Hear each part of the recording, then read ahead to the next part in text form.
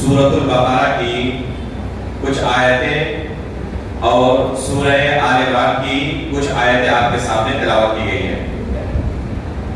سورۃ البقرہ کے حصے میں سے جو آیتیں آپ کے سامنے آج تلاوت کی گئی ہیں ان میں اہم 7 موضوعات پر اللہ رب العالمین نے کلام کیا ہے۔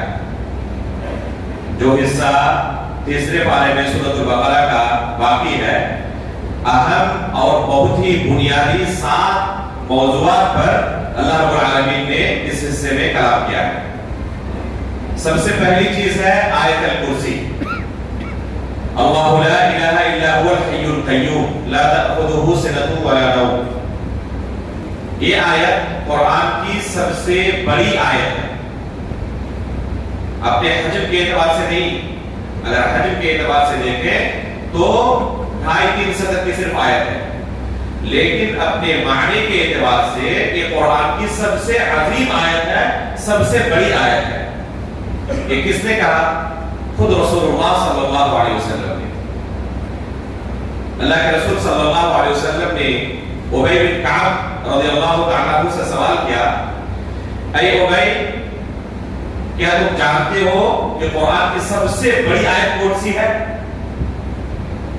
یہ ابی بن کعب کون ہے؟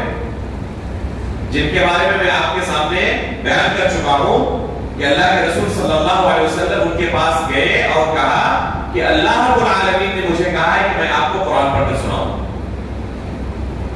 انہوں نے کہا اللہ کے رسول، اللہ تعالیٰ نے میرا نام لیا ہے یا عام طور پر کہا ہے کہ کسی صحابی کو جا کے آپ قرآن سنائیں؟ اللہ کے رسول نے فرمایا کہ اے ابی، اللہ تعالیٰ نے آپ کا نام لے کر کہا ہے کہ میں آپ کو جا کے قرآن سناؤں۔ ابی بن کعب رضی اللہ تعالیٰ عنہ ساروں قطار رونے لگے کہ اللہ رب العالمین نے میرا نام لیا ہے۔ تو یہ ہے ابی بن کعب رضی اللہ تعالیٰ عنہ کا مقام و مرتبہ، اور یہ تھا ان کا قرآن کے ساتھ خصوصی لگاؤ۔ اللہ کے رسول نے ان سے پوچھا کہ اے ابی، کیا آپ کو معلوم ہے قرآن کی سب سے عظیم آیت کون سی ہے؟ صحابہ اکرام کی عادت تھی اللہ کے رسول ان سے کوئی سوال کرتے تو فوراً جواب نہیں دیتے، بلکہ کیا کہتے؟ اللہ و رسولہ اعلم۔ ابی بن کعب رضی اللہ تعالیٰ عنہ نے جواب دیتے ہوئے کہا اللہ و رسولہ اعلم۔ کیوں ایسا کہتے تھے؟ اگر انہیں جواب معلوم بھی ہوتا تب بھی فوراً جواب نہیں دیتے، اس لیے کہ چاہتے تھے اللہ کے رسول خود ہمیں بتائیں۔ گرچہ ہمیں جواب معلوم ہے لیکن اللہ کے رسول کی زبانی ہم جواب سننا چاہتے ہیں۔ ظاہر سی بات ہے کہ اللہ کے رسول کا جو جواب ہوگا وہ جامع ہوگا، مانع ہوگا، اور ہمارے جواب میں بہت خلل ہو سکتا ہے۔ اس لیے صحابہ اکرام جب ان سے کوئی سوال کیا جاتا جواب معلوم ہونے کے باوجود فوراً جواب نہیں دیتے تھے۔ ابی بن کعب رضی اللہ تعالیٰ عنہ نے کیا کہا؟ اللہ و رسولہ اعلم، اللہ اور اس کے رسول بہتر جانتے ہیں۔ اللہ کے رسول نے 2 بار ان سے سوال کیا۔ جب 2 بار سوال کیا تو ابی بن کعب رضی اللہ تعالیٰ عنہ کو یقین ہو گیا کہ اللہ کے رسول مجھ سے جواب چاہتے ہیں۔ تب انہوں نے کہا اللہ لا الہ الا هو الحی القیوم۔ یہ قرآن کی سب سے عظیم آیت ہے، یعنی انہیں پہلے جواب معلوم تھا۔ جب انہوں نے یہ صحیح جواب، درست جواب دیا تو اللہ کے رسول نے ان کو شاباشی دی، ان کے پیٹھ تھپتھپایا، ان کے سینے پر شاباشی دی اور کہا لیہدک العلم یا ابا المنذر۔ ابو المنذر ابی بن کعب رضی اللہ تعالیٰ عنہ کی کنیت ہے۔ اللہ کے رسول نے شاباشی دیتے ہوئے کہا کہ یہ آپ کو جو قرآن کا عظیم علم ملا ہوا ہے، یہ علم آپ کو بہت بہت مبارک ہو۔ اب غور کریں کہ ابی بن کعب رضی اللہ تعالیٰ عنہ کا کیا مقام و مرتبہ ہے۔ اللہ رب العالمین جن کا نام لیتے تھے، اللہ کے رسول کی طرف سے جن کو مبارکباد ملتی تھی اس علم کی بنا پر۔ یہ کون سا علم تھا؟ یہ قرآن کا علم تھا۔ اگر کسی کے پاس یہ قرآن کا علم ہو اس کا مقام و مرتبہ اللہ رب العالمین نے سب سے اونچا رکھا ہے۔ لیکن افسوس کی بات ہے کہ ہم اس علم سے دور ہیں۔ ہماری ذلت اور پستی کی سب سے بڑی اگر وجہ ہوئی ہے تو یہ قرآن سے دوری ہے۔ اگر قرآن سے ہمارا تعلق ہوتا تو جس طرح ہمارے سلف صالحین کا مقام و مرتبہ تھا، یقیناً ہمارا مرتبہ بھی وہی ہوتا۔ امام مالک رحمہ اللہ کہا کرتے تھے لَيَسْرَفَ آخِرُ هَذِهِ الْأُمَّةِ إِلَّا بِمَا سَلَفَ لِهِ أَوَّلُهَا، کہ اس امت کا آخری فرد ان کی اصلاح اس امت کے آخری شخص کی اصلاح بھی اسی طریقے سے ہو سکتی ہے جس طریقے سے اس امت کے پہلے فرد کی اصلاح ہوئی ہے، کوئی دوسرا طریقہ نہیں ہے۔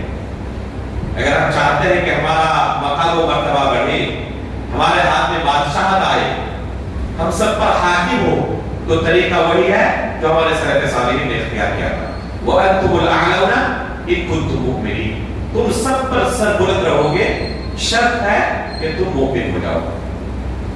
اس لیے طریقہ وہی ہے جو اللہ رب العالمین نے قرآن کریم کے اندر بیان کیا ہے۔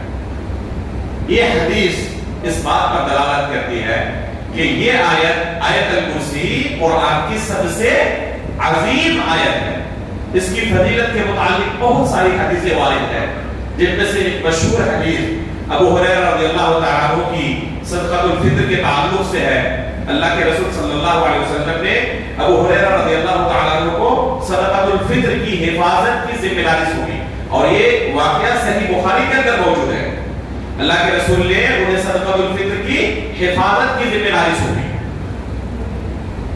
رات کو شیطان چپکے سے چوری کرنے کے لیے آیا اس صدقۃ الفطر کے بعد سے، ابو ہریرہ رضی اللہ تعالیٰ عنہ نے پکڑ لیا اسے، وہ منت سماجت کرنے لگا کہ میرے بال بچے ہیں، میں غریب ہوں، فقیر ہوں، چھوڑ دیں۔ ابو ہریرہ رضی اللہ تعالیٰ عنہ کو رحم آ گیا، چھوڑ دیا۔ اللہ کے رسول نے پوچھا دن کو کہ رات کو آپ نے اپنے قیدی کے ساتھ کیسا برتاؤ کیا؟ اللہ کے رسول کو بظاہر وحی خبر ہو چکی ہے۔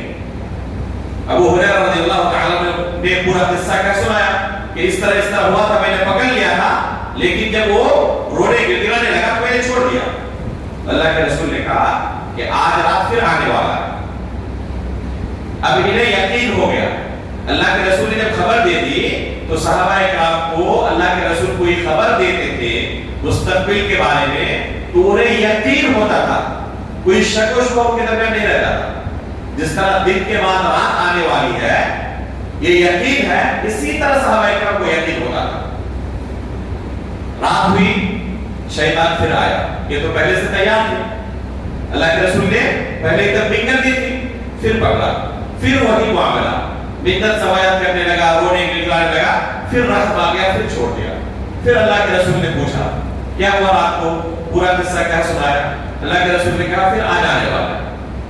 تیسری رات پھر آیا اور کہا کہ آج چھوڑنے والا نہیں، آج تو ضرور اللہ کے رسول کے پاس لے کے جاؤں گا۔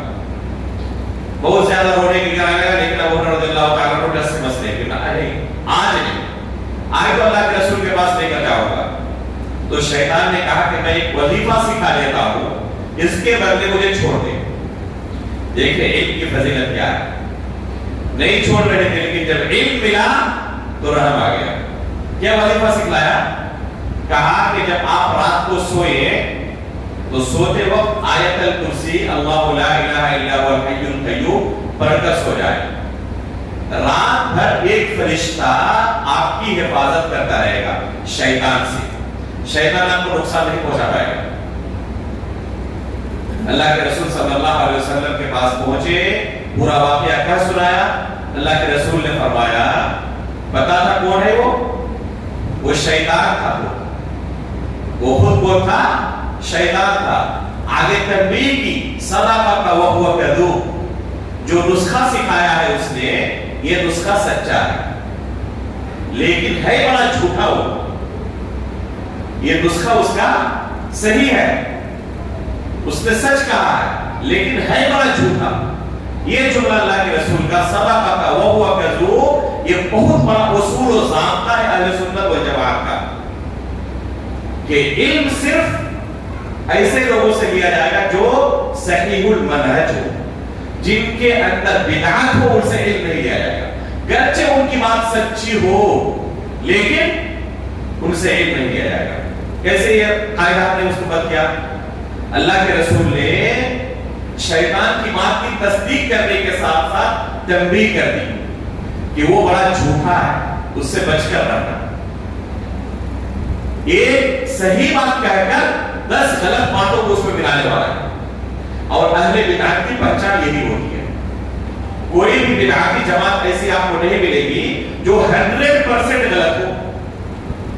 کچھ چیزیں ان کے یہاں بھی آپ کو صحیح مل جائیں گی لیکن ان صحیح چیزوں کے آڑ میں کیا کرتے ہیں وہ ہزار جھوٹ ملاتے ہیں, ہزار طرح کی بدعتیں ملاتے ہیں. ان کے پاس خالص دین آپ کو نہیں ملے گا. اور دین کس سے سیکھا جائے گا؟ جو صحیح تعلیمات آپ کو دیتے ہوں. اس لیے اہل سنت والجماعت کا منہج کیا ہے؟ ان هذا العلم دین فانظروا عما تاخذون دینکم. یہ جو دین ہے, یہ جو علم ہے, جو آپ علم حاصل کرتے ہیں کسی سے, اچھی طرح سے دیکھ لے کہ وہ اہل سنت والجماعت کے عقیدے و منہج پر ہے یا نہیں. اگر اہل سنت والجماعت کے عقیدے و منہج پر ہے تو ان سے دین سیکھیں, اگر ان کے منہج پر نہیں تو ان سے لاکھوں کو دور رہیں. کسی بدعتی سے علم نہ سیکھیں, وہ آپ کو ایک صحیح بات کے آڑ میں 10 غلط باتیں سکھائے گا.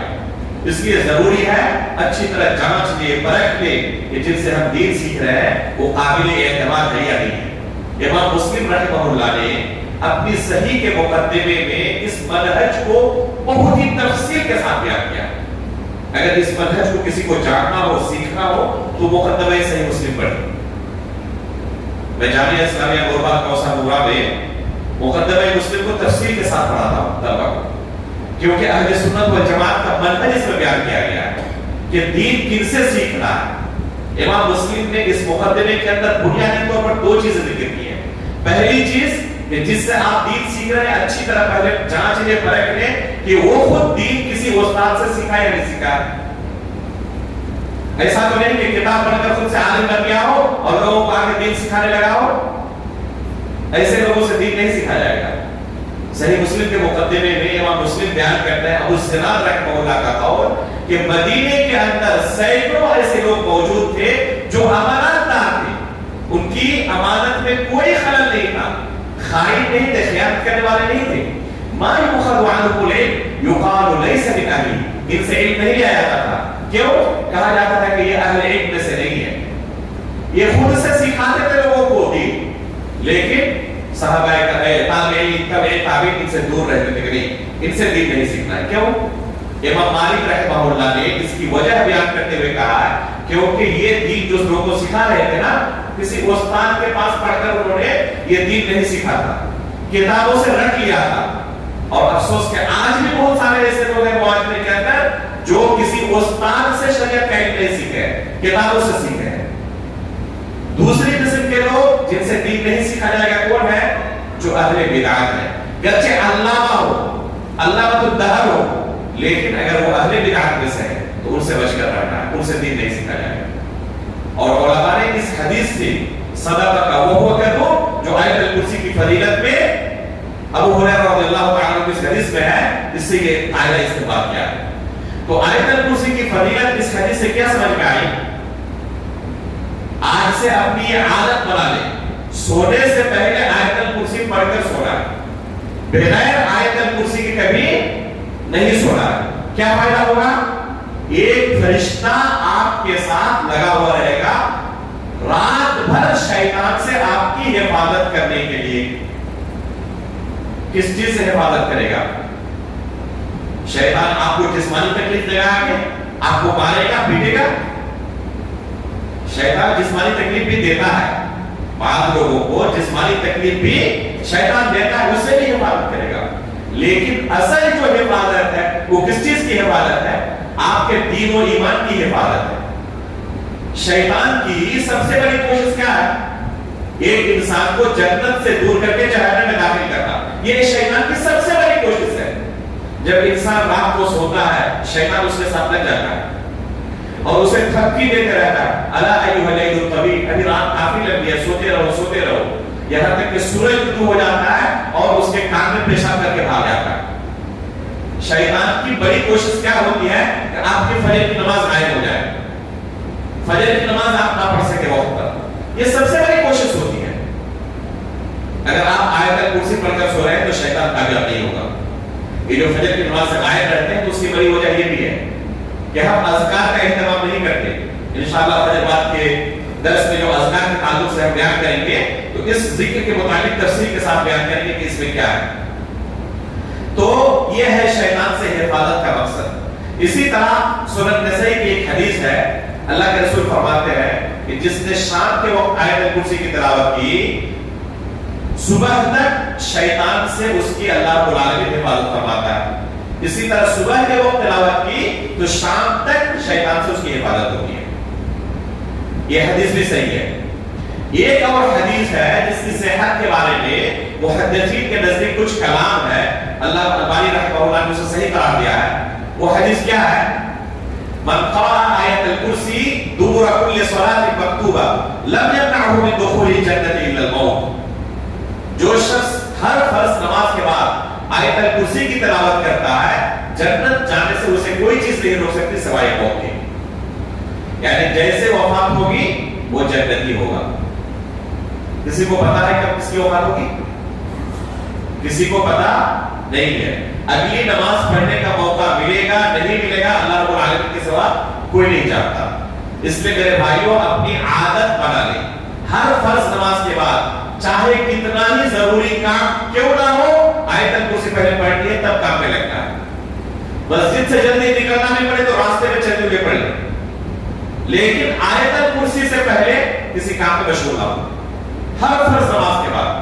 علامہ ابن قیم رحمہ اللہ نے زاد المعاد کے اندر اپنے استاد شیخ الاسلام ابن تیمیہ رحمہ اللہ کے بارے میں نقل کیا ہے کہ مجھے خبر پہنچی اپنے استاد شیخ الاسلام ابن تیمیہ رحمہ اللہ کے بارے میں کہ انہوں نے زندگی بھر اس حدیث پر عمل کیا تھا.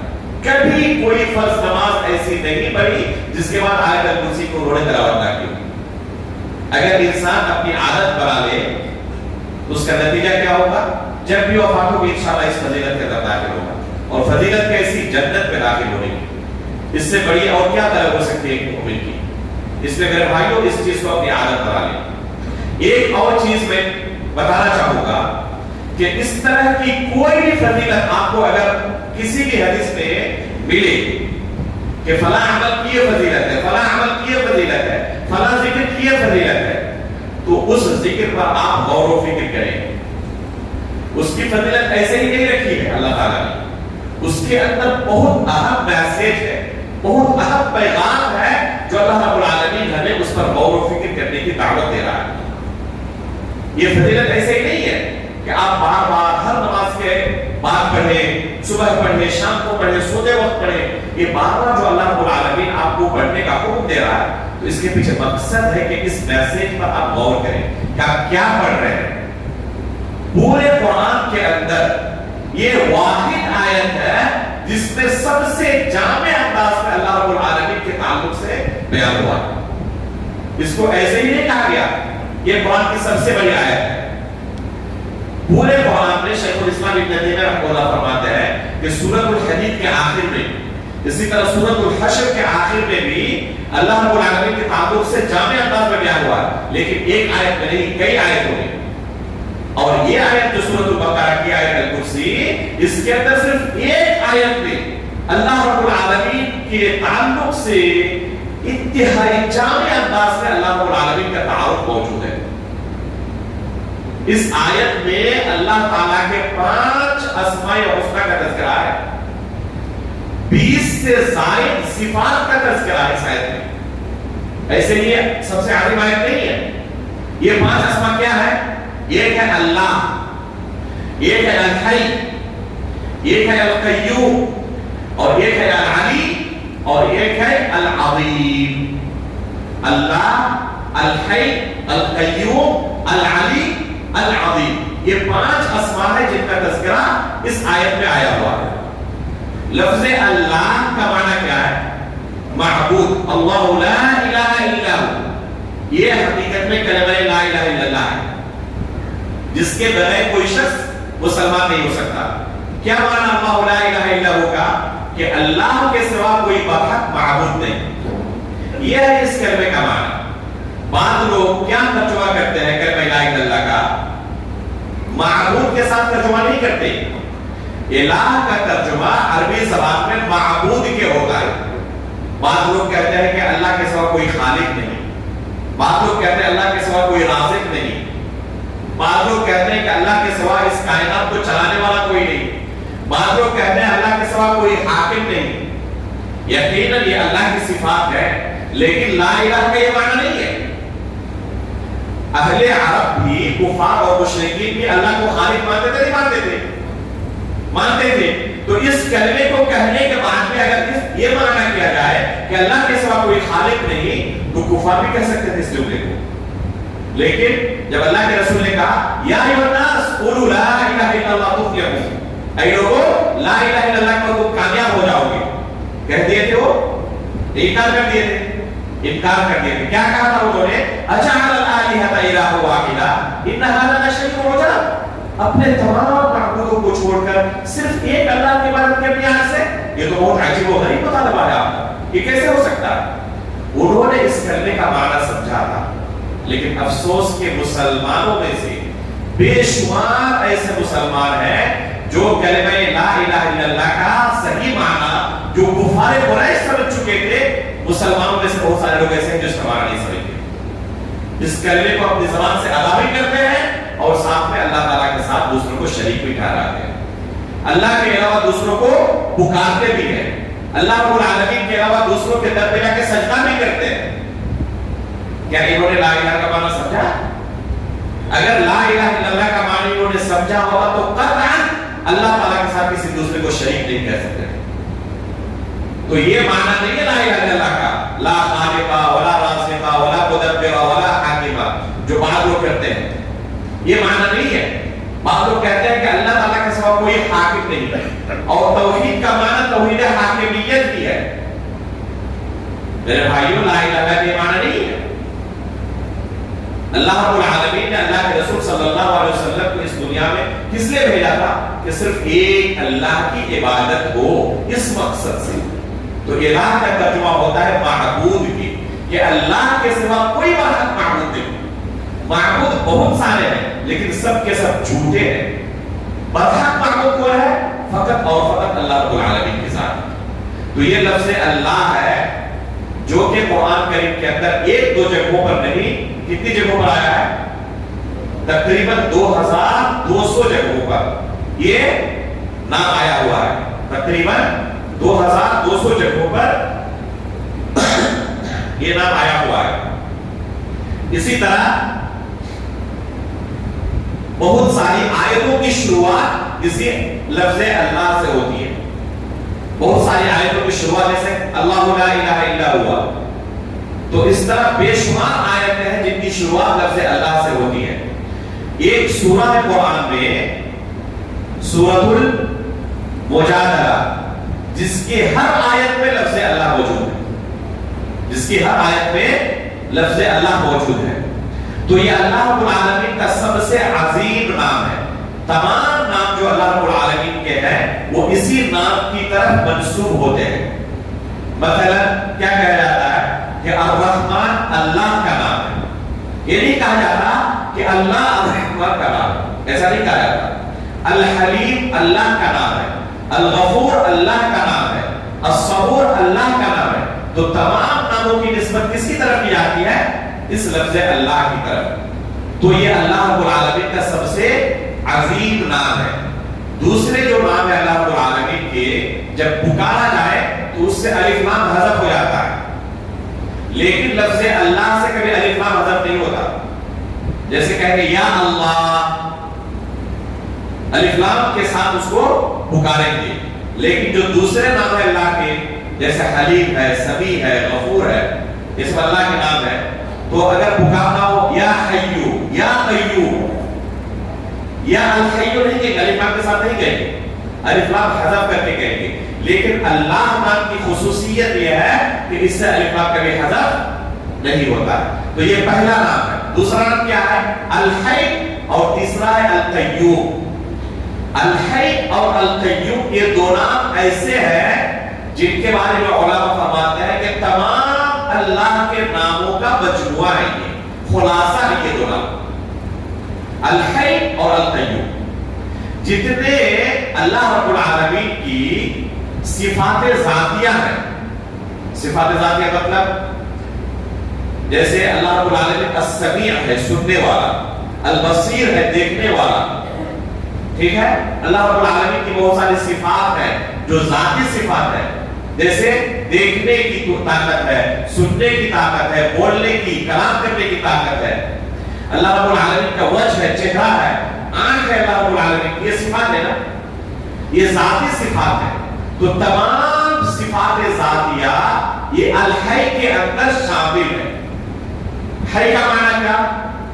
ہمیشہ ہمیشہ زندہ و جاوید رہنے والا. اس نام پر اگر کوئی غور کر لے تو اس کی ہدایت کے لیے کافی ہوگا.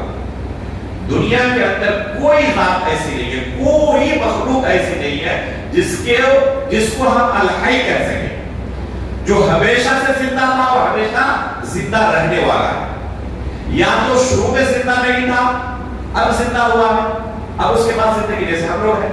ایک زمانے میں ہمارا وجود نہیں تھا, بعد میں ہمارا وجود ہوا, ابھی حیات ہمارے ساتھ ہے, لیکن کچھ دنوں کے بعد ہمارے پاس یہ زندگی نہیں رہے گی, حیات نہیں رہے گی, ہم مر جائیں گے.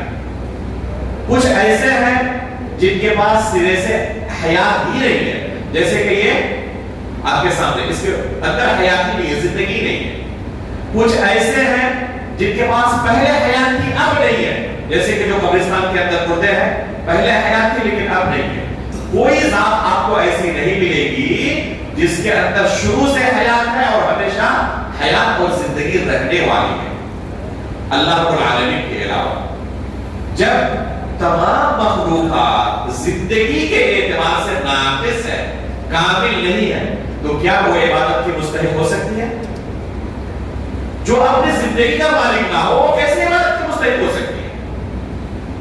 اس لیے اس نام پر اگر صرف انسان غور کر لے تو اس کے علاج کے لیے کافی ہوگا. تیسرا نام کیا ہے؟ القیوم, کہ اللہ رب العالمین قائم ہے بذات خود, کسی کا محتاج نہیں ہے. اللہ رب العالمین غنی ہے اور باقی تمام مخلوقات اللہ کی کیا ہے؟ محتاج ہے. چاہے وہ کتنا بڑا بادشاہ ہی ہوگا, چاہے نبی ہو, رسول ہو اور مقرب فرشتہ ہی کیوں نہ ہو, وہ کیا ہے؟ اللہ رب العالمین کا محتاج ہے. اللہ کے رسول پورے بنی آدم کے سردار ہے, انا سید ولد آدم, اللہ کے رسول نے کہا. اور اللہ کے رسول صلی اللہ علیہ وسلم غزوہ بدر کے موقع پر گڑ گڑا کر اللہ تعالیٰ سے مانگ رہے ہیں کہ اللہ کے 313 کی تعداد آج اگر ختم ہو گئی تو قیامت تک تیری عبادت کرنے والا نہیں ہوگا. اور وہ صدیق آتے ہیں اور کہتے ہیں اللہ کے رسول حسبک, آپ بس کریں, اللہ تعالیٰ ضرور آپ کی دعا قبول کرنے والا ہے. یہ کون ہے جو اللہ تعالیٰ سے گڑ گڑا کر مانگ رہے ہیں؟ پورے بنی آدم کے سردار ہے اور ان کی یہ حالت ہے کہ اللہ کے سامنے اس قدر محتاج ہے, بے بس ہے. ابراہیم علیہ السلام کا قصہ پڑھیں قرآن میں, یہ کون ہے؟ خلیل اللہ ہے, برگزیدہ نبی ہے. یہ مقام و مرتبہ ان کا ہے اور 80 سال کی عمر تک اولاد کی نعمت سے محروم ہے. خود اپنی اولاد نہیں پیدا کر پاتے, اللہ تعالیٰ کے سامنے روتے ہیں, گڑگڑاتے ہیں, جھولی پھیلاتے ہیں. کیا کہتے ہیں؟ رب ہب لی من الصالحین, رب ہب لی من الصالحین, اے اللہ ایک نیک لڑکا عطا فرما. ایک نبی اگر اپنی اولاد کے لیے اللہ کے محتاج ہو تو نبی سے بڑا کوئی پیر, ولی, بزرگ, خواجہ, غریب نواز مل سکتا جو ہمیں اولاد دے سکتا ہو؟ یہ ایک نبی خود اپنی اولاد پیدا نہیں کر پاتے, اللہ رب العالمین کے سامنے جھولی پھیلا کے گڑگڑا رہے ہیں اور ہم اس اللہ کو بھول جاتے ہیں کسی خواجہ غریب نواز کے پیچھے اور کسی دادا اور دربار کے سامنے جاتے ہیں اور اس سے اولاد طلب کرتے ہیں. وہ خود محتاج ہے.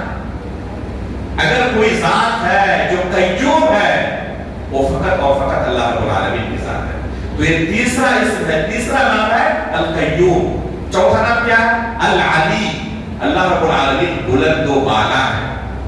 یہ اللہ کے ناموں میں سے ایک بہت ہی عظیم نام ہے اور اس نام کے اندر ایک بہت ہی مشہور کفریہ عقیدے کی تردید ہے. کس عقیدے کی؟ کفار و مشرکین کے یہاں ایک عقیدہ, بہت ہی باطل عقیدہ پھیلا ہوا تھا کہ اللہ رب العالمین ہر جگہ موجود ہے. عرش پر اللہ رب العالمین کو نہیں مانتے تھے, اللہ رب العالمین کو علی نہیں مانتے تھے, بلند و بالا نہیں مانتے تھے. اللہ تعالیٰ نے اس آیت کے اندر بیان کیا کہ اللہ رب العالمین علی ہے, بلند و بالا ہے. اور قرآن کریم کے اندر ایک دو جگہوں پر نہیں, 7 جگہوں پر ایک ہی آیت کو دہرایا ہے, الرحمن علی العرش استوى, الرحمن علی العرش استوى, کہ اللہ رب العالمین کی ذات کہاں ہے؟ عرش کے اوپر مستوی ہے, عرش کے اوپر مستوی ہے. یہ بار بار دہرانے کے پیچھے کوئی مقصد نہیں ہے, اسی باطل عقیدے پر رد کرنا مقصود ہے. 6 جگہوں پر ثم استوى على العرش کا صیغہ آیا ہوا ہے، یہ آیت آئی ہوئی ہے۔ 7 جگہوں پر الرحمن والعرش استوى اور 6 جگہوں پر ثم استوى على العرش کہ اللہ رب العالمین عرش پر مستوی ہوئی۔ اس لیے جب کہا جائے کہ اللہ تعالیٰ کہاں ہے تو کیا جواب ہوگا؟ اللہ تعالیٰ عرش پر مستوی ہے۔ یہ کہنا کہ اللہ تعالیٰ ہر جگہ ہے، یہ کفار و مشرکین کا عقیدہ تھا۔ اللہ کے رسول کے پاس ایک صحابی آئے، ایک غلام آزاد کرنا تھا ان کو، ایک خاتون سامنے سے گزر رہی تھی، اللہ کے رسول نے بلایا اس خاتون کو، اس کا امتحان لینا ہے۔ کس چیز کا امتحان؟ اسلام اور ایمان کا امتحان۔ ابھی بھی اپنے پرانے کفریہ عقیدے پر موجود ہے یا وہ عقیدہ ترک کر کے اسلام کا عقیدہ اپنا چکی ہے؟ یہ امتحان لگا تھا۔ اللہ کے رسول نے صرف 2 سوال کیا، پہلا سوال اللہ کے متعلق، دوسرا سوال رسول کے متعلق۔ اللہ کے تعلق سے کیا سوال کیا؟ این اللہ، اللہ تعالیٰ کہاں ہے؟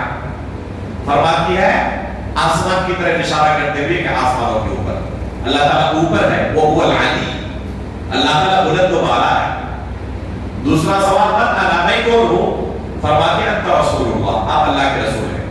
اللہ کے رسول فوراً اس صحابی کو کہتے ہیں یہ اعتقها فإنها مؤمنة، اس کو تم آزاد کر سکتے ہو، یہ مؤمنہ عورت ہے۔ امتحان میں کامیاب ہو گئی، پتہ چل گیا کہ کفار و مشرکین کا جو عقیدہ تھا اسے ترک کر چکی ہے، اسلام کا عقیدہ اپنا چکی ہے۔ اس لیے اس عقیدے کی تردید کے لیے جو کہتے ہیں کہ اللہ ہر جگہ موجود ہے، قرآن کریم کے اندر اور رسول اللہ صلی اللہ علیہ وسلم کی احادیث کے اندر 1-2 دلیل نہیں، کتنی دلیلیں ہیں؟ شیخ الاسلام ابن تیمیہ رحمہ اللہ نے کہا ہے، اس طرح ابن قیم رحمہ اللہ نے بھی، کہ کتاب و سنت کے اندر 1000 سے زیادہ دلیلیں ہیں اس بات پر کہ اللہ رب العالمین عرش پر ہے، ہر جگہ نہیں، ایک تو نہیں 1000 سے زیادہ دلیلیں ہیں۔ اس کے باوجود آپ اندازہ لگائیں کتنے ہمارے ایسے مسلمان آئے ہیں، جا کے پوچھیں کہ اللہ رب العالمین کہاں ہے، جواب دیتے کیا؟ اللہ تعالیٰ ہر جگہ ہے، اور اپنے آپ کو مسلمان ہونے کا دعویٰ بھی کرتے ہیں۔ کچھ تو ایسے آپ کو ملیں گے جو کہیں اللہ ہمارے دلوں کے اندر ہے، کہتے نہیں کہتے؟ یہ کفریہ عقیدہ ہے۔ اللہ رب العالمین نے موسیٰ اور فرعون کا قصہ قرآن میں ذکر کیا۔ فرعون اپنے وزیر حامان سے کہتا ہے یا حامان ابن لی صرحا لعلی ابلغ الاسباب، یا حامان، اے حامان ایک لمبی سیڑھی بناؤ آسمان تک پہنچنے کے لیے، کیوں؟ لأطلع إلى إله موسیٰ، جا کر میں موسیٰ کے رب کو دیکھنا چاہتا ہوں۔ آگے کیا کہتا ہے؟ وَإِنِّي لَأَظُنُّهُ كَاذِبًا، کہ موسیٰ علیہ السلام کو ایک جھوٹا سمجھتا ہوں، اللہ تعالیٰ آسمان کے اوپر نہیں ہے۔ یہ کس کا عقیدہ تھا؟ فرعون کا۔ اور موسیٰ علیہ السلام کا عقیدہ کیا تھا؟ اللہ رب العالمین آسمانوں کے اوپر ہے۔ تو یہ عقیدہ کتاب و سنت کے اندر بے شمار آیتوں کے اندر اور احادیث کے اندر اللہ رب العالمین نے اور رسول اللہ صلی اللہ علیہ وسلم نے ہمارے ذہنوں کے اندر راسخ ہو جائے اس لیے بار بار دہرایا ہے۔ 5واں نام العظیم، کہ اللہ رب العالمین عظیم ہے، بڑے ہیں۔ اللہ رب العالمین کی عظمت کے تعلق سے گزشتہ کلام کے سامنے بیان کیا گیا تھا کہ اللہ رب العالمین ہر چیز کا خالق ہے۔ یہ زمین، یہ آسمان جس کا کوئی ہمیں سرا نظر نہیں آتا، ان تمام چیزوں کا خالق کون ہے؟ اللہ رب العالمین ہے۔ ظاہر سی بات ہے کہ یہ بڑی بڑی مخلوقات جب یہ اتنی بڑی ہے تو ان کا خالق بھی ان سے بڑا ہوگا۔ یہی ہے عظیم کا معنی۔ اور یہ 7 آسمان، 7 زمینیں قیامت کے دن اللہ رب العالمین اپنی مٹھی میں لے لیں گے۔ والارض جميعا قبضته يوم القيامة والسماوات مطويات بيمينه، یہ زمین و آسمان اللہ رب العالمین کے داہنے ہاتھ میں، اللہ رب العالمین کی مٹھی میں ہوں گے۔ یہ ہے ہمارا جو عظیم ہے، جو بڑا ہے۔ ان 5 ناموں کا تذکرہ اللہ رب العالمین کے بے شمار ناموں میں سے اس آیت کے اندر ہے۔ صفات کی اگر بات کی جائے تو 1 2 نہیں 20 سے زائد صفات کا اللہ رب العالمین کی صفات کا اس آیت میں تذکرہ ہے۔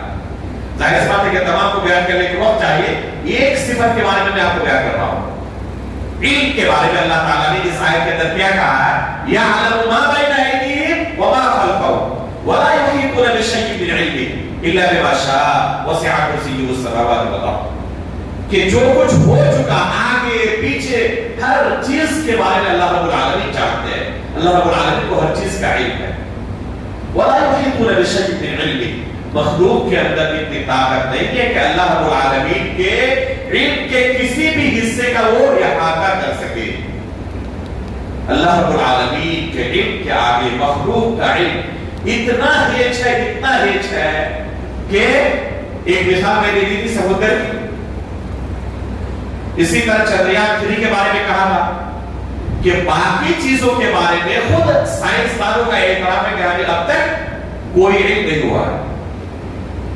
وعنده مفاتح الغیب لا يعلمها الا هو ويعلم ما في البر والبحر، خشکی کے اوپر دریا کے تہوں میں جو کچھ ہے اللہ رب العالمین ہر چیز کے بارے میں جانتے ہیں.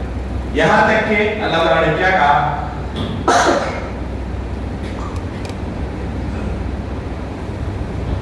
وَمَا تَسْقُطُ مِنْ وَرَقَةٍ إِلَّا يَعْلَمُهَا، درخت سے کوئی پتا بھی گرتا ہے تو اللہ رب العالمین اس پتے کے بارے میں بھی علم رکھتے ہیں، جانتے ہیں. اللہ اکبر. اگر کسی کو کہا جائے کسی درخت کے سامنے لے جا کر کہ اس درخت کے اندر کتنے پتے ہیں ذرا گن کر دکھاؤ، بتا سکتا ہے؟ صرف درخت کے اندر کتنے پتے ہیں تعداد بتا دو تو انسان قاصر ہو جائے گا، عاجز آ جائے گا، تعداد تک نہیں بتا سکتا. اس پورے نظام آباد میں کتنے درخت ہیں، درختوں کی تعداد نہیں بتا سکتا، پتوں کی تعداد چھوڑ. پوری دنیا میں کتنے درخت ہیں، پوری دنیا کے لوگ لے جائیں، بتا سکتے ہیں؟ اللہ کے علم اور مخلوق کے علم کے اندر دیکھیں کہ کیا موازنہ ہے. وما اوتیتم من العلم الا قلیلا. اے انسان، جس علم کی بنا پر تم تکبر کر رہے ہو نا، یہ بہت ہی حقیر ہے اللہ کے علم کے مقابلے. تعداد تک تم نہیں کہہ سکتے کہ کتنے درخت ہیں پورے شہر میں، پوری دنیا میں کتنے ہوں گے تم تصور تک نہیں کر سکتے. اور دنیا کے کسی بھی حصے میں کوئی پتا بھی اگر گرتا ہے تو اللہ تعالیٰ کو اس کی بھی خبر ہوتی ہے. وَمَا تَسْقُطُ مِنْ وَرَقَةٍ إِلَّا يَعْلَمُهَا. یہ ہے ہمارے رب کا علم. جب انسان اس آیت پر غور کرے گا تو اس رب کو چھوڑ کر کسی کے سامنے جھک سکتا؟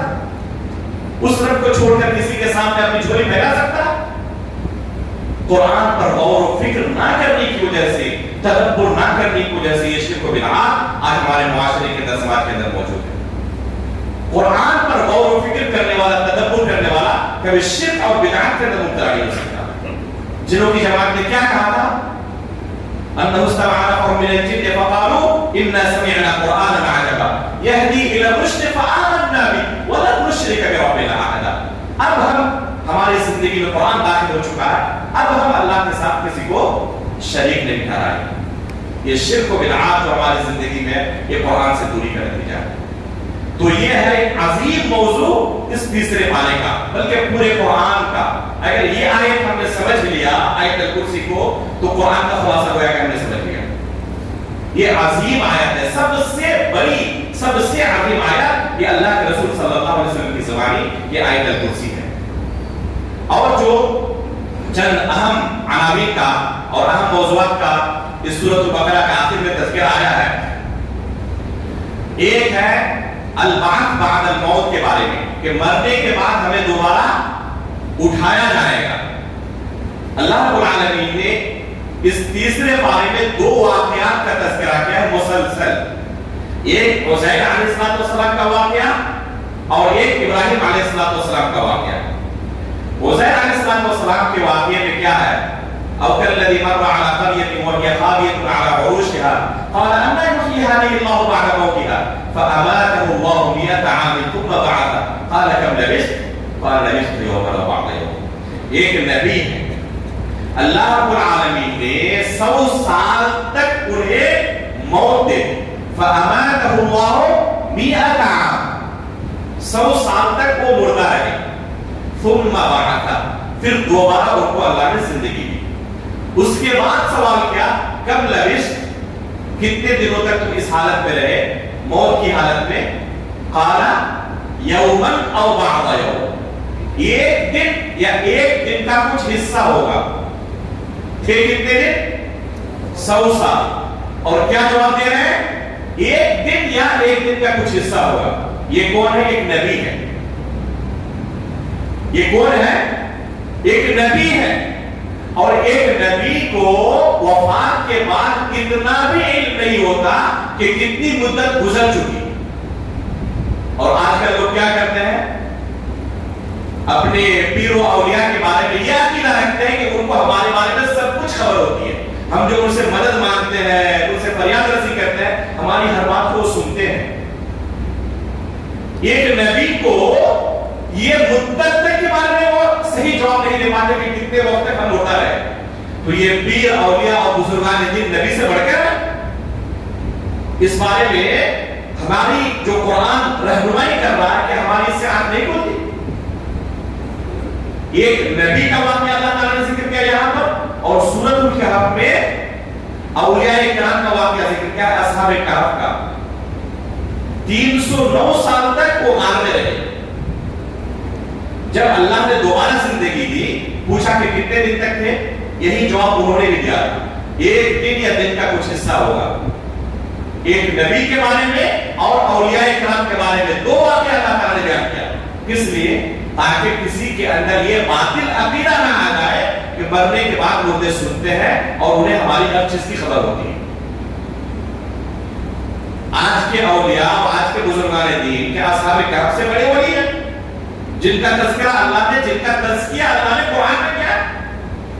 ان بزرگان کے بارے میں تو ہم یہ بھی کنفرم نہیں کر سکتے کہ اللہ نے حقیقت میں بزرگ ہے بھی یا نہیں، لیکن جن کے بارے میں اللہ نے قرآن کے اندر گواہی دی ان کی بزرگی کے بارے میں کوئی شک ہے؟ ان کو پتہ نہیں کہ کتنے دن تک ہم مردہ رہے. اور ان بزرگوں کے بارے میں لوگوں کا دعویٰ کیا ہے کہ ہر چیز کی خبر ہوتی ہے. اللہ مستعان. قرآن کو انسان اگر سمجھ لے تو کسی طرح کی بدعت کے اندر اور شرک کے اندر مبتلا نہیں ہو سکتا. دوسرا واقعہ کیا بیان کیا؟ ابراہیم علیہ السلام کا واقعہ. اللہ تعالیٰ سے پوچھا ابراہیم علیہ السلام نے کہ اللہ مردوں کو تو دوبارہ زندہ کیسے کرے گا؟ کیف تحیی الموتیٰ. تو اللہ نے کیا کہا؟ اولم تؤمن، اے ابراہیم کیا آپ کا اس پر ایمان نہیں ہے؟ قال بلی، اللہ ایمان تو ہے، ولکن لیطمئن قلبی، لیکن میں اطمینان حاصل کرنا چاہتا ہوں. یہ اطمینان قلب کیا چیز ہے اسے تفصیل کے ساتھ بیان کرنے کی ضرورت ہے. انشاءاللہ میں کسی دوسرے درس میں اطمینان قلب کے بارے میں ذکر کروں گا. یہ اطمینان جو عام لفظوں میں آپ سنتے ہیں یہ مراد نہیں ہے، یہ ایمان کا انتہائی اعلیٰ درجہ ہے. اطمینان جب ایسے مرتبے پر کوئی فائز ہو جائے تو جانتے ہیں اللہ تعالیٰ ایسے لوگوں کے بارے میں کیا فرماتا ہے؟ یا ایھا النفس المطمئنہ ارجعی الی ربک راضیۃ مرضیہ فادخلی فی عبادی وادخلی جنتی. ایسے لوگوں کا روح قبض کرتے وقت اللہ تعالیٰ انہیں جنت کی خوشخبری سناتے ہیں. یہ ہے نفس مطمئنہ، یہ ایمان کا اعلیٰ درجہ ہے. امام بخاری رحمہ اللہ نے اس آیت سے صحیح بخاری کی کتاب الایمان میں بہت ہی باریک استدلال کیا. انشاءاللہ ابھی وقت ہمارے پاس نہیں ہے، کسی دوسرے درس میں اس نقطے کو انشاءاللہ آپ کے سامنے رکھوں گا. تو اس میں اصل محل شاہد کیا ہے کہ اللہ رب العالمین نے کیا کہا؟ دیکھنا چاہتے ہو کیسے میں دوبارہ مردوں کو زندہ کروں گا؟ 4 پرندوں کو لو، ذبح کرو، الگ الگ پہاڑوں پر خلقت کرنے کے بعد ان کے گوشت کو رکھ دو اور اپنی طرف بلاؤ. اسی طرح کیا تمام پرندے ان کے گوشت ادھر ادھر بھاگ کر پھر اپنی اصل حیت پر آ گئے اور پھر ان کے پاس آ گئے. آنکھوں کے سامنے اللہ نے دکھا دیا کہ کیسے میں مردوں کو زندہ کروں گا. یہ کوئی افسانہ نہیں ہے، یہ بناوٹی قصہ نہیں ہے، رب کا کلام ہے. اور ہم نے شروع میں کہا تھا کہ قرآن کے حقوق میں سے ایک حق کیا ہے؟ اس پر ایمان لایا جائے کہ رب کا کلام ہے، کوئی افسانہ نہیں ہے. سورہ بقرہ کے اندر کتنی آیتیں اس طرح گزر گئی ایمان بالبعث بعد الموت کے تعلق سے کہ مرنے کے بعد ہمیں دوبارہ زندہ کیا جائے گا. اس بارے میں شک نہیں ہے. شروع میں بنی اسرائیل کے واقعے میں اللہ نے انہیں مردہ کیا اور پھر دوبارہ زندگی دی. بقرہ کا واقعہ ہے گائے کو ذبح کرنے کا, اس میں بھی ایک مردہ شخص زندہ ہو کر کہا. اسی طرح یہاں پر مسلسل دو واقعات, عزیر علیہ السلام کو اور پھر ابراہیم علیہ السلام کو واقعہ. یہ 4 جگہ ہو گئی. اور پھر گزشتہ کل کے درس میں اس میں وہ آخر میں دوسرے پارے کے ایک واقعے کا تذکرہ ہے کہ اللہ رب العالمین نے انہیں بھی دوبارہ زندگی عطا کی. 5 جگہوں پر صرف سورہ بقرہ کے اندر پریکٹیکل اللہ نے دکھایا ہے کہ کیسے میں دوبارہ مردوں کو زندہ کروں گا. ایک دو جگہوں پر نہیں, 5 جگہوں پر. اس لیے کسی شخص کے دل میں ذرہ برابر شک نہیں ہونا چاہیے کہ اللہ تعالیٰ کے پاس ہمیں دوبارہ اٹھ کر جانا ہے, اپنے اعمال کا حساب دینا ہے, اس کے سامنے کھڑا ہونا ہے. اگر یہ تصور دل کے اندر آ گیا نا تو نجات کے لیے کافی ہے. وَأَمَّا مَنْ خَافَ مَقَامَ رَبِّهِ وَنَهَى النَّفْسَ عَنِ الْهَوَىٰ فَإِنَّ الْجَنَّةَ هِيَ الْمَأْوَىٰ. کہ رب کے سامنے ایک دن ہمیں کھڑا ہونا ہے, اپنے اعمال کا حساب دینا ہے. یہ اگر تصور آ گیا تو فإن الجنة هي المأوى, ایسے لوگوں کا ٹھکانہ اللہ کے پاس جنت ہے. تو یہ ایک اہم موضوع تھا سورۃ البقرہ کے اس پارے میں. اس کے بعد صدقات و خیرات کے بارے میں تقریباً 2 صفحوں کے اندر متعدد آیات میں اللہ تعالیٰ نے اس پر ابھارا ہے. سب سے پہلے اس کی فضیلت بیان کی ہے کہ صدقات و خیرات کی بہت ہی زیادہ فضیلت ہے. کس طرح, اس کی ایک مثال دی ہے. ایک دانہ انسان بوتا ہے اور اس سے 7 بالیاں نکلتی ہیں, گیہوں کی 7 بالیاں نکلتی ہیں, اور ہر بالی کے اندر 100 دانے ہوتے ہیں. تو ایک دانے سے کتنے دانے نکلے؟ 100 دانے نکلے. اسی طرح صدقات و خیرات ہے. اگر اللہ کے راستے میں کوئی صدقات و خیرات کرتا ہے تو 1 روپیہ اس نے خرچ کیا, لیکن اللہ کے پاس وہ کتنا ہو جاتا ہے؟ 700 گنا تک بڑھ جاتا ہے. بلکہ اللہ کے رسول فرماتے ہیں کہ جب بندہ صرف ارادہ کرتا ہے دل کے اندر کہ میں فلاں نیک کام کروں گا, فرشتے فوراً اسی وقت ایک نیکی لکھ لیتے ہیں. ابھی اس نے کیا نہیں ہے, صرف ارادہ کیا ہے, ایک نیکی لکھی گئی. جب کام کر لیتا ہے تو اسے کتنی نیکی عطا کرتے ہیں؟ 10 گنا سے لے کر 700 گنا تک. نماز پڑھنے کا ارادہ ہے کہ تہجد کی نماز آج پڑھوں گا, آج قرآن کی تلاوت کروں گا, آج اتنے روپے میں صدقہ کروں گا, مسجد کے لیے بھی اعلان ہوا میں اس میں کچھ حصہ لگاؤں گا. صرف اس نے ارادہ کیا ہے, فرشتے ایک نیکی لکھ لیتے ہیں. جب حقیقت میں وہ نیکی کر لیتا ہے تو کتنی نیکیاں ملتی ہے؟ اس کا گریڈ بڑھ جاتا ہے اللہ تعالیٰ کے پاس. کتنا بڑھتا ہے؟ 10 گنا سے لے کر 700 گنا تک. اللہ کے رسول فرماتے ہیں کہ بعض اللہ کے خاص بندے ایسے بھی ہوتے ہیں جن کی نیکیوں کا گریڈ 700 گنا سے بھی زیادہ ہوتا ہے. 700 پر جا کے روک نہیں جاتا ہو, بلکہ اس سے بھی زیادہ نیکیوں کا گریڈ بڑھ جاتا ہے. خصوصاً صدقات و خیرات کے بارے میں قرآن کریم کے اندر جو آیتیں ہیں آپ پڑھیں گے تو دگ رہ جائیں گے. منافق سورۃ المنافقون پڑھا, اس میں اللہ تعالیٰ کیا فرماتے ہیں کہ جہنمی جب جہنم میں چلے جائیں گے اور وہاں پر اپنی آنکھوں کے سامنے دیکھیں گے جنت و جہنم کے منظر کو, اس وقت خواہش کریں گے کاش کہ ہمیں دوبارہ دنیا میں جانے کا موقع ملتا. دوبارہ دنیا میں آ کر کیا عمل کرنا چاہیں گے؟ فَأَصَّدَّقَ وَأَكُن مِّنَ الصَّالِحِينَ.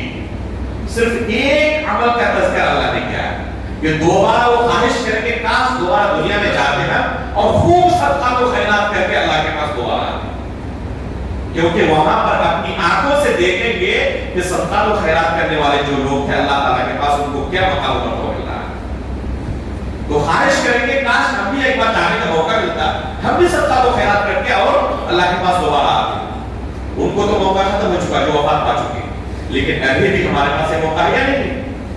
ابھی بھی ہمارے پاس یہ موقع ہے, اس موقع کو غنیمت جانے. صدقات و خیرات کے کچھ آداب اللہ تعالیٰ نے اس پارے کے اندر ذکر کیے ہیں. ان میں سے ایک ادب یہ ہے کہ کسی کو دینے کے بعد احسان نہ جتلائیں. دینے کے بعد احسان نہ جتلائیں. کسی بھی موقع پر اگر آپ نے احسان جتلا دیا تو آپ کی صدقہ کی نیکی ختم ہو گئی. किसी भी मौके पर आपने अगर एहसान जता दिया तो مثلا आज में आपने दे दिया किसी को एक किताब हदिया कर दिया मान लीजिए, ठीक है, 2 साल के बाद आप उससे कह रहे हैं कि वो फला किताब जो मैंने तुम्हें दी थी ना उसमें ये मसला लिखा हुआ है। आपने दूसरे लफ्जों में उस पर एहसान जताया कि मैंने तुम्हें ये एहसान किया था, जो आपके सदका की नेकी खत्म हो गई। देने के बाद भूल जाना, ला नुरीदु मिनकुम जज़ाअन वला शुकूरा, कि हम तुमसे ना कोई बदला चाहते हैं ना शुक्रिया का एक करना चाहते हैं, हमें चाहिए सिर्फ अल्लाह ताला से, आपसे नहीं। ये नियत होनी चाहिए, ये हमारा रवैया होना चाहिए। जब अल्लाह के रास्ते में खर्च करें, अगर अल्लाह के लिए खर्च कर रहे हैं तो बदला उसी से लेना है। दुनिया वालों से हमें कोई बदला नहीं चाहिए, ना उनका शुक्रिया चाहिए ना उससे कोई बदला चाहिए। ये अल्लाह ताला ने अदब सिखाया। दूसरी चीज ये कि आपके पास जो अच्छा माल हो, मरगूब माल हो, उस माल में से आप अल्लाह के रास्ते में कुछ खर्च करें। ऐसा नहीं कि अपने इस्तेमाल के लायक नहीं था, अब उसे फेंकना ही था तो चलो किसी फकीर को दे दें। ऐसा नहीं कि ये देना जायज नहीं है, देना जायज है, लेकिन जो आपका मरगूब माल है, जो चौथा पारा भी आज कुछ पढ़ा गया है, तो चौथे पारे की शुरुआत इसी से होती है, लन तनालुल बिर्रा हत्ता तुनफिकू मिम्मा तुहिब्बून। अल्लाह रब्बुल आलमीन की नेकी उस वक्त तक हासिल नहीं कर सकते जब तक कि ऐसे माल अल्लाह के रास्ते में खर्च ना करो जो तुम्हारे नजदीक महबूब हो, पसंदीदा हो। तो ये सदका और खैरात के बारे में बहुत सारे आदाब इस पारे के अंदर बयान किए गए। उसके बाद एक अहम मसला बयान किया गया है सूद के बारे में। अहल्लल्लाहुल बैअ व हर्रम रिबा, कि अल्लाह ने खरीद और फरोख्त को हलाल करार दिया और सूद को हराम करार दिया। सूद सिरे से हराम है, बल्कि सबसे संगीन जुर्म है मुआमलात के बाब में। इबादत के बाब में सबसे संगीन जुर्म क्या है बताएं? शिर्क। और मुआमलात के बाब में सबसे संगीन जुर्म क्या है? सूद। अल्लाह ताला ने क्या कहा इस पारे के अंदर? फअदबू बिहर्बिन मिनल्लाहि व रसूली, जो सूदखोर है, सूद खाते हैं, वो अल्लाह और उसके रसूल के साथ जंग के लिए तैयार हो जाए। किसी भी गुनाह के ताल्लुक से ये धमकी अल्लाह ने नहीं दी है। कोई भी गुनाह ऐसा नहीं है दुनिया के अंदर जिसके बारे में अल्लाह और उसके रसूल से जंग का ऐलान हो। ये खुला ऐलान जंग है। जो सूद खाते हैं वो गोया कि अल्लाह रब्बुल आलमीन और उसके रसूल के साथ जंग करने का इरादा करते हैं कि मैं अल्लाह और उसके रसूल से जंग करना चाहता हूं। फअदबू बिहर्बिन मिनल्लाहि व रसूली, इसलिए या अय्युहल्लज़ीना आमनुत्तक़ुल्लाह व ज़रू मा बक़िया मिन रिबा, अल्लाह ताला ने कहा कि ऐ मुत्तक़ीओ, ऐ ईमान वालों, तुम क्या करो? सूद को अपनी जिंदगी से निकालो, सूद को खत्म कर दो, छोड़ दो। सूद की कोई आमेजिश तुम्हारी जिंदगी में ना हो। अल्लाह के रसूल ने फरमाया कि जब कुर्बे क़यामत होगा, क़यामत करीब आ जाएगी, तो सूद से बचना बड़ा मुश्किल हो जाएगा। मुख्तलिफ अलग अलग नामों से लोग सूद खाएंगे। ऐसा महसूस होता है कि वो जमाना आज आ चुका है, ऐसा महसूस होता है कि वो जमाना आज आ चुका है। सूद से बचना बड़ा मुश्किल हो गया है। तमाम बैंकिंग निजाम जो है वो सूद पर है। ऐसे मौके पर एक इंसान करे तो क्या करे? अल्लाह ताला ने खुद उसका हल बयान किया, फत्तकुल्लाह मस्तताअतुम, अल्लाह रब्बुल आलमीन से डरो, उसका तकवा इख्तियार करो जहां तक तुम्हारे लिए मुमकिन हो सके। जहां तक आप सूद से बच सकते हैं वहां तक बचने की कोशिश करें। आप बच सकते थे लेकिन उसके बावजूद आपने रास्ता खोल कर रखा, तो उसके बारे में अल्लाह ताला के पास आपको जवाब देना पड़ेगा। जहां आपके लिए बचना मुमकिन ही नहीं था या उसकी वजह से इंतहाई ज्यादा नुकसान के अंदर आप पड़ने वाले थे, ऐसे मौके पर सिर्फ उतनी की इजाजत आपको हो सकती है जितने से आप अपनी जिंदगी बचा लो, बस उससे ज्यादा नहीं। ऐसा नहीं कि अच्छा मौका मिला। तो ये सूद के ताल्लुक से ये आयत नाज़िल हुई है और सबसे आखिरी आयतों के मुतालिक कहा जाता है कि या अय्युहल्लज़ीना आमनुत्तक़ुल्लाह व ज़रू मा बक़िया मिन रिबा, ये कुरान की सबसे आखिरी आयत के नुज़ूल के एतबार से। या अय्युहल्लज़ीना आमनुत्तक़ुल्लाह व ज़रू मा बक़िया मिन रिबा, उलमा फरमाते हैं कि ये कुरान की सबसे आखिरी आयत अल्लाह के रसूल पर नाज़िल हुई है। लोगों के दरमियान मशहूर यह है अल-यौमा अकमलतु लकुम दीनकुम व अतममतु अलैकुम निअमती, ये सबसे आखिरी आयत है। ये सबसे आखिरी आयत नहीं है, उसके बाद बहुत सारी आयतें नाज़िल हुई है।